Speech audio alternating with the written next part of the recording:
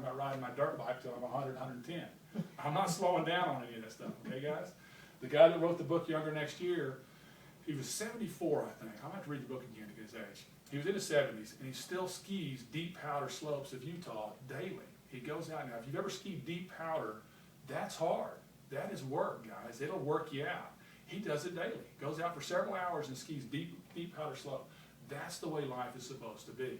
All right? You're not supposed to be at 73 and afraid to step off the curb. Okay? You should be going strong still. So exercise is critical, guys. You've got to make the time to do it. You know, if you want to hire a personal trainer, if you want to go to the gym, that's great. Again, I don't want to disparage that because I do that. I work out at the gym and I've used personal trainers most of my life because I think it's great. Personal trainers motivate you, they keep you excited, they hold you accountable, but you don't have to. All right? If all you want to do is work out in your living room, do it, but you've got to make yourself do it, guys. Okay? You're going to get better results with chiropractic if you do it, and you're going to have a healthier life if you do it. Okay? Now, nerve flow. What do I mean by that? That's chiropractic. That's what I do. Now, why did I put that up here? All right, well, when you first came in, we talked about what chiropractic is. And if you understand what chiropractic is, you'll understand why it's so important that you add that to this list up here. Chiropractic is based on two simple facts. Your body was created to heal, repair, and balance itself. All right, that's a fact. We know that. Fact number two, the nervous system's the master control system. It controls and coordinates everything in your body. That's a fact also. We know that. So with those two thoughts in mind, if your spine gets out of line or begins to break down and it interferes with the nervous system so that it can't work at its optimal, then whatever part of the body that nerve goes to will begin to weaken. Okay? As it weakens, it slowly becomes more susceptible to injuries, illnesses, or infections. All right? So what does that mean, injuries, illnesses, or infections? Well, injuries are just that. Knee problems, back problems, shoulder problems. That's why so many pro athletes use chiropractic today. If you go to almost any pro team, you'll see chiropractors on staff. The thing is, the chiropractors aren't really treating the injured players. When the player gets injured, they go to the physical therapist, the orthopedist. Most of the chiropractors that are on these teams are adjusting the healthy players because what they have found, and I believe the Phoenix Suns were the first to do this, they found if they keep their players adjusted regularly, their injury rates drop off.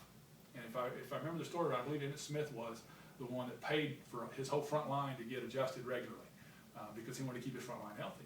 But the concept isn't treat the pain, it's prevent the injury. All right? That's what chiropractic is all about. Keep that nervous system clear because remember we talked about brain-body connection. Well, what connects your brain to your body? Your nervous system. Okay? So you got to keep that healthy. So chiropractic is not about cracking necks and backs for pain. Now, most of chiropractic today is that. Chiropractic is as deep into sick care as anybody. All right? I would say probably 80% of chiropractors out there are all about cracking necks and backs for back pain. And is that a bad thing? No, it's not a bad thing. It helps people. But it's not really what chiropractic was intended for. Chiropractic was intended to keep your body at its optimum and keep it strong so that you prevent these injuries from occurring. It really wasn't, the philosophy wasn't from treating aches and pains. Okay? Let me play devil's advocate here just for a second, but didn't chiropractic get started by some guy adjusting some kid and his ear cleared up ear infection or whatever? It sure did, exactly. I'm glad because that is a story that a lot of people don't know. Chiropractic didn't even get its start from back or neck pain. It got it from a deaf kid. And Dr. D.D. Palmer checked his back, felt something out of line, adjusted it, and his hearing came back. And from that, chiropractic was born. But from that, then his son, B.J. Palmer, who was deep into Oriental medicines and stuff, has taken that and totally changed the philosophy from just treating symptoms to maintaining health. Now, with that said, please don't think that symptoms aren't important. Now, a good mentor of mine in chiropractic, one of the things that he used to do when patients would come in is he'd say, okay, tell me every symptom you have. And he'd list out everything. Back pain, neck pain, thyroid problems, stomach problems, athlete's foot, hemorrhoids, every problem you've ever had, he'd write it down. He'd say, is that all you can think of? Any other symptoms? That's all I'm thinking of, doc. And after he wrote everything down, he'd wad it up and throw it away and say, okay, that's the last time we're ever talking about symptoms because that's all what chiropractic's about. Now, I don't agree with that. I think symptoms are there to tell you. They're warning signs. But when you get so focused on just treating the symptoms, you can treat symptoms a lot of times and not do anything to affect the cause at all. Not at all. All right? Especially with pain syndromes. I see it in chiropractic all the time. There's a lot of therapies out there, electrical stim and stuff that can do wonders. TENS units can do wonders for pain. But is it really affecting what caused the pain? All right? So that's a good question. Symptoms are a part of what we use to see when things are going wrong, but you can't get hung up on them, and that's critical. Let's go over a couple things about chiropractic, because I'm going to address that a little bit also. When patients come in, one of the biggest things I've heard since I've started up practice here is they've come from other chiropractors. Most of my patients have actually come to me from other chiropractors. And one of the common things I've heard is, well, I like the guy and he was doing me some good, but he just kept doing the same thing every time. All right, and I just want something different. All right, so that chiropractor probably was doing the right thing. And one thing I want you to understand is, even though symptoms are important, they don't tell us what to do. And there very well may be times that you come in and your back hurts or your neck hurts or you have a headache, and if I lay you down and I check your spine and everything's in good alignment, we're going to leave you alone. I'm not going to adjust you. One, you just may need some rest. Two, you may need to go get something to eat. Three, you may have some other serious health condition going on that may need to be addressed, tumors or whatever, okay? So we don't adjust just because your symptoms are there, and most of the time we're going to adjust in the exact same spot, all right? Chiropractors that are, in my opinion, at their best, usually adjust patients in the same spot. Now, why is that? Well, let's take a look at this. Still here as an illustration. If we take this paper, and that's your spine, and we go to work on it, and we get it all straight and level, and everything looking good here, and then you go out here and you bounce around in your car, and you work in your yard, and you do all this stuff, and you start to stress it, where does it buckle first? The same place it did last time. Does that make sense? Okay.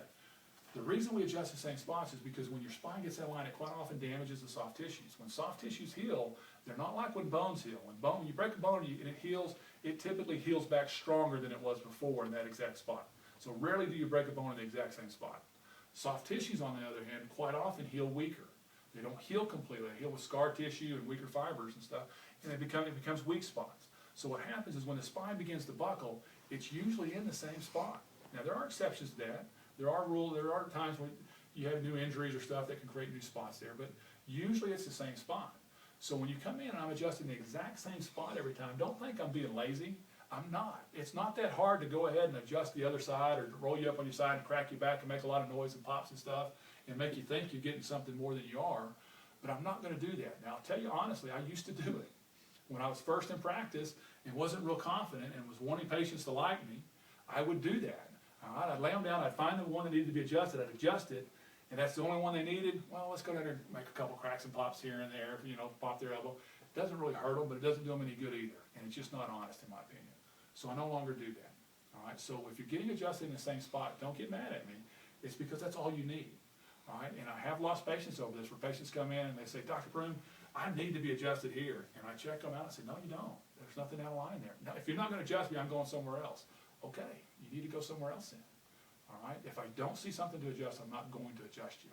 Okay, now that's critical to understand. And please don't think I'm just being lazy, because it's not that hard to just go ahead and lay your back and make it pop. You can make it pop every time.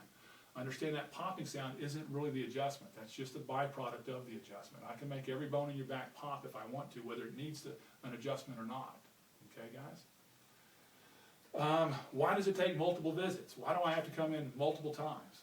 One of the best jokes I've heard years ago when I first got into practice is, how many chiropractors does it take to change a light bulb? It just takes one. It just takes him 45 times to do it. All right, so why does it take so many times? Here's why, guys. If you've ever known anybody that's broken their arm, had to wear a cast on their arm, okay? You lock that elbow down for just 6 to 8 weeks. You take that cast off, and what happens to that elbow? How easy is it to move? It's not very easy. It's stiff. Why? Because soft tissues also do what's called remodeling, which means if you lock a joint down, the soft tissues will actually change their shape. The soft tissues on this side will tighten up. These will stretch out. The cartilage will actually begin to change its shape. It'll go through a remodeling process. So when you take that cast off, now that elbow doesn't work right. But if you work it and stretch it and rehab it, it'll begin to remodel again, and it'll begin to return back to normal. So if your spine is supposed to look like this, and you come in and yours looks like this, and it's been like that for 30 years, I can't just grab that joint and force it back in place and everything pops back in place and it stays. It's just not that easy. It's just like the elbow. You've got to work it, and you got to work it, and you got to work it, and slowly over time it begins to remodel, and as it begins to remodel, it'll begin to shift and hold itself back in a more proper alignment, and it'll begin to stay there. All right? Would you say that is analogous to, say, like piano tuning or guitar tuning? It sure is. It's exactly. All right, it's the exact same concept. Okay, and now keep in mind though that heel's typically weaker, and it'll begin to to pull back in line. But also keep in mind that the body's intelligent. All right, keep in mind that you have an